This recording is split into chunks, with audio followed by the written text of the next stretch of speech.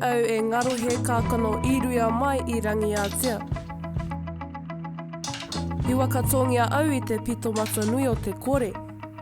Wakatupu I te pō nui, I te pō roa, te pō uriuri, te pō kerekere. I puta au ki waho ki te waiao ki te ao marama. E kore au e ngaro. Nāku, I piki ake ki te toi o ngārangi, ki te tihi o manono.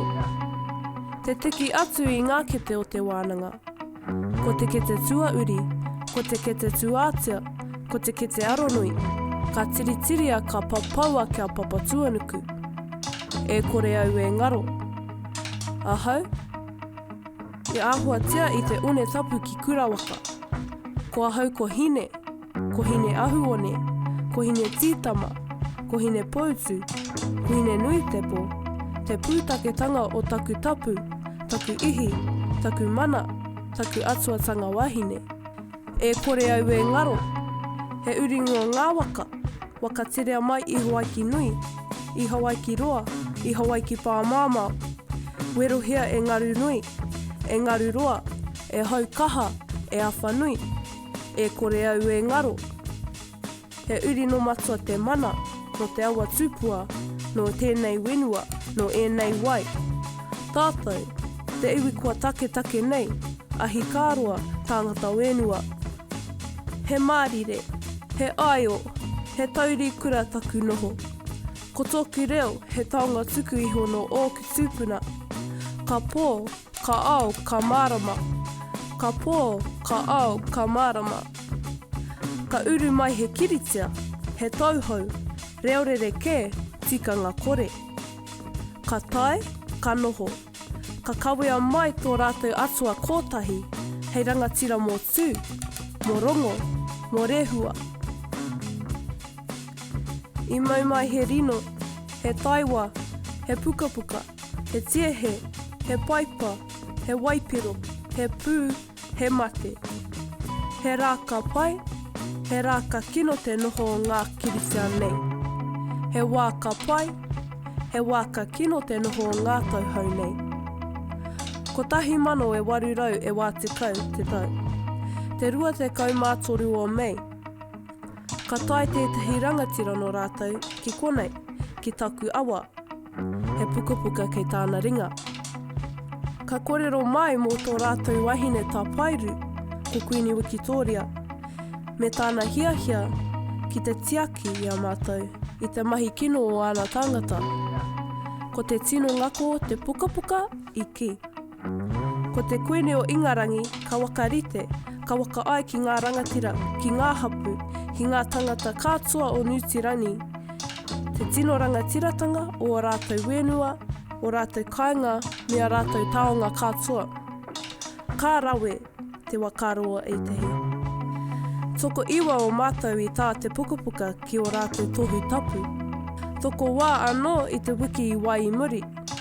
Me te wakapono he mana, he tapu tō te kupu. Ka pō, ka ao, ka marama. Ka pō, ka ao, ka marama.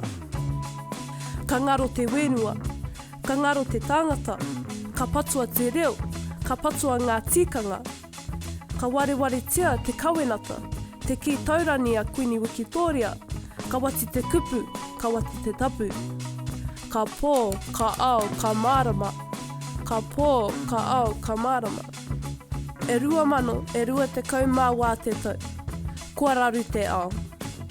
Ke te riringa atua I te pō, ka tuhi, kararapa, Hawira. Ranginu, tāwhiri, tangaroa, ruaumoko, e patu nei I ngā uri a tāne. We ana kia rongo, we ana kia kite I ngā tohu a taia. Wenua tio, e rewa ana, mautere mō ana, e ngaro ana. Puna wai, e memeha ana. Tangata hea kai, hea wai, hea waka marumaru. Kaipunu, take kore, kore take, kuare. Kāwanatanga kaki wero, upoko nui. Ka pō, ka ao, ka marama. Ka pō, ka ao, ka marama. Ko Rakei noho e tupua hivihiva Hawira taku ingoa. He uri moko pona o ngā atua. he uri mokopuna no ngā rangatira o nehe, he uri mokopuna wakahihi, maia, hari kua te auwari ake, I'm proud to be ho-ho. Te kaumā wetu noa iho aku tau, rangatahi tonu o hake. Auwe, nau mai rā e tāwhiri, waka kia aku rā, kia rere āmanu taku waka. Kia rere taketake kia pōporangi, ki te rangi ka waka manahia te kupu a te kuini, kia toitu te kupu, kia toitu te mana, kia toitu te tiriti o Waitangi.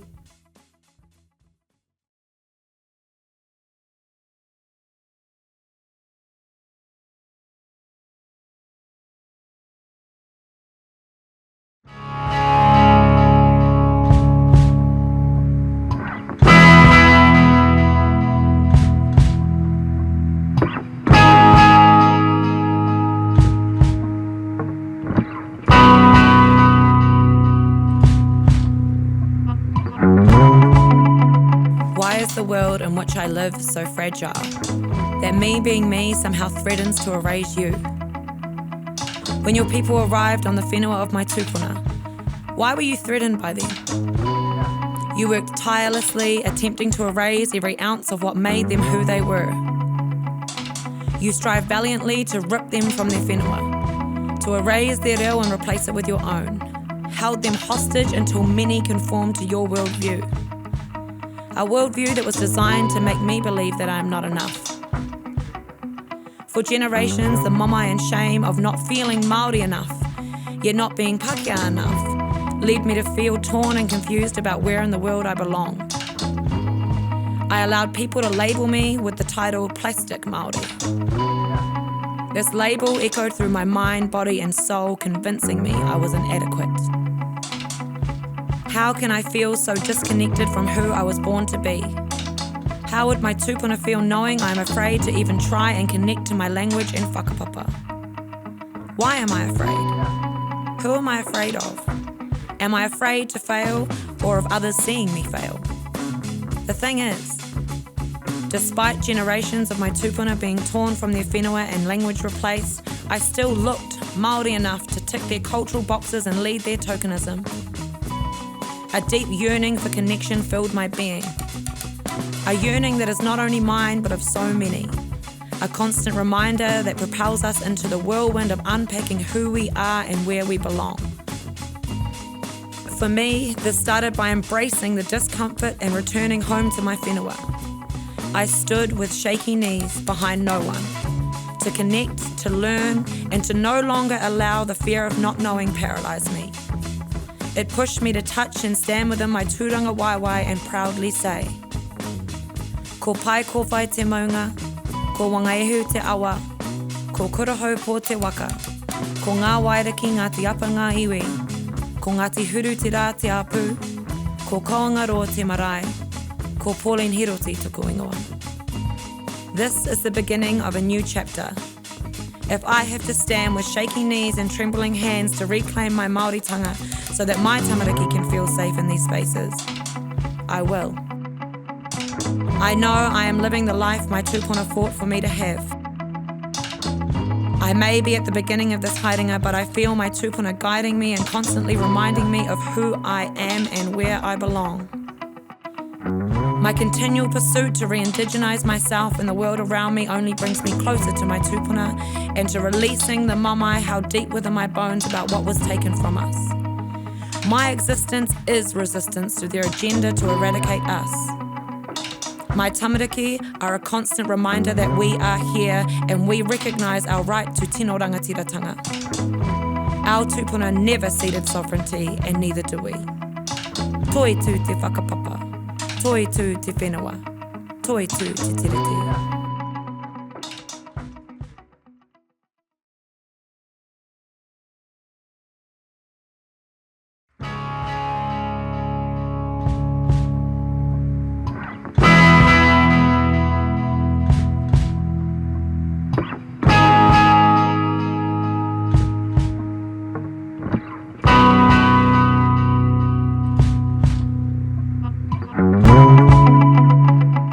Clouded by thoughts of freeze, flight and attack, With all this pressure on my back, feeling my lungs start to collapse.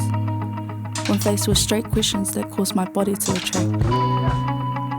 Something as simple as, no hia koe, or who's your whānau, can turn once a proud face to a face of the unknown.